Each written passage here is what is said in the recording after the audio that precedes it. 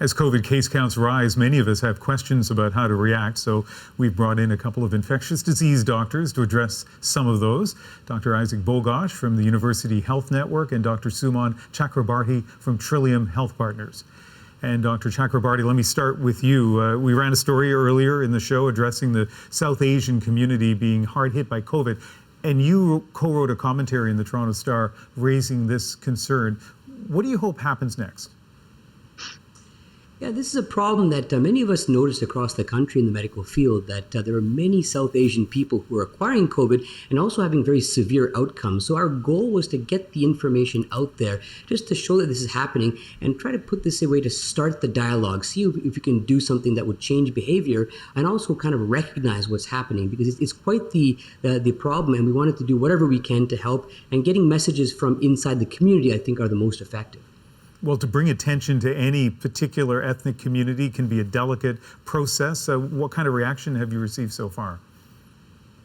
So far, mostly it's been positive, because I think that most people that have been responding have also noticed the same thing themselves. But I do want to emphasize one thing, that this is meant to be something that is a positive thing to kind of help things out and not do this in a judgmental way, because we know that there are specific factors in the South Asian community that have overlapped that causes this increased risk. And our goal is to kind of help bring the message from within. It's always easier to get messaging from somebody who you trust inside the community rather than just somebody that's talking from a community from above. All right, let's move on to another issue now. And Dr. Bogosh, we're hearing from a lot of people, even within our own newsroom, who are confused about what the rules are that apply to them when it comes to COVID. Any advice on how people can clear that up?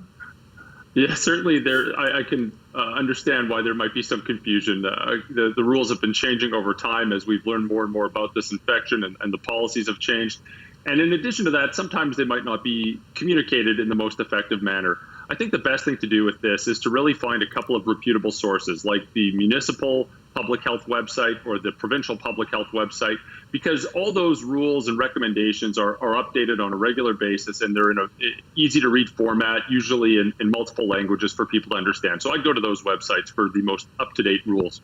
There is a big debate happening across the country. I'm sure you guys know this, probably within the medical profession, certainly outside, of people wondering what should governments be doing to stop the soaring case counts.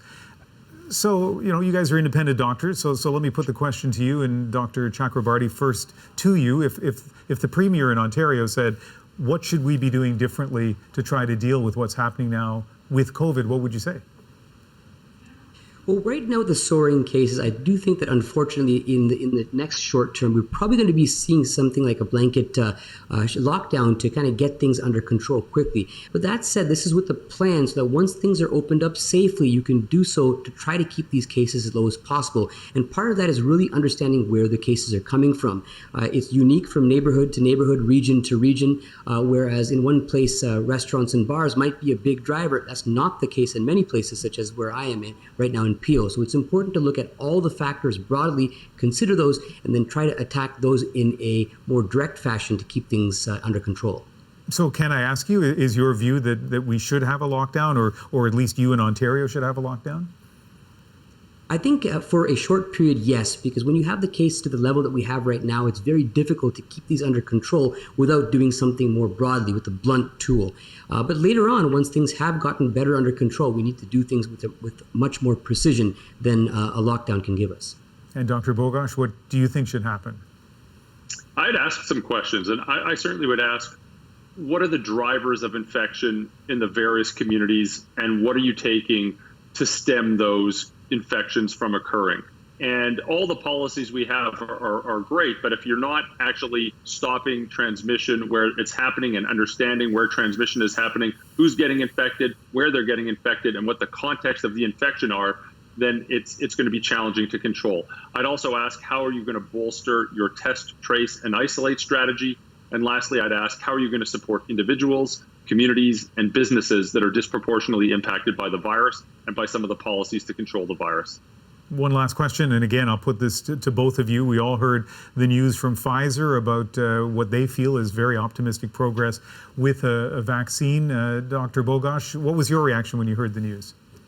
This is fantastic news. I mean, we only have some snippets of the information, so I think I have cautious optimism, but I really look forward to seeing what the rest of the trial shows. I'm also very interested in the other vaccines that are in very advanced stages of development and look forward to hearing those trials. Obviously, some of them might not work out, but I think some of them will. And I think 2021 might start off on a sour note, but I think we will see vaccine rollout early in the year. And I think 2021 is just going to get better and better and better as we go on throughout the course of the year. I like the sound of that. Dr. Chakrabarty? I agree with Dr. Bogoch. I also have cautious optimism. I also want to see the data myself, but I do think this is finally some light at the end of the tunnel. I do think we're going to get back to the life that we had before. It's going to take a while, but at least now we actually have the means of doing it. Hopefully, 2021 will be much better, I think, than 2020. All right. Well, always great to talk to both of you. Thanks for your time. My pleasure. Thanks for having us.